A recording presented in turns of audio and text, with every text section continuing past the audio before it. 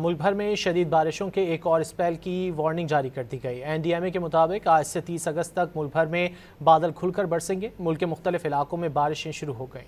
آج سے 30 اگست تک پنجاب، خیبر پختونخوا، سندھ اور بلوچستان کے بیشتر شہروں میں تیز بارش کا امکان ہے۔ بارشوں سے دریاؤں کی سطح مزید بڑھ سکتی ہے۔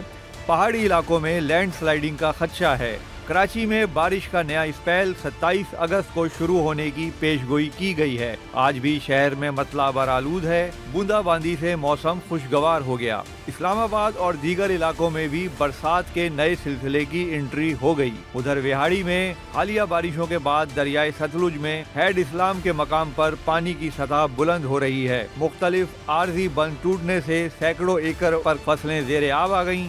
درجنوں افراد کو ریسکیو کر لیا گیا۔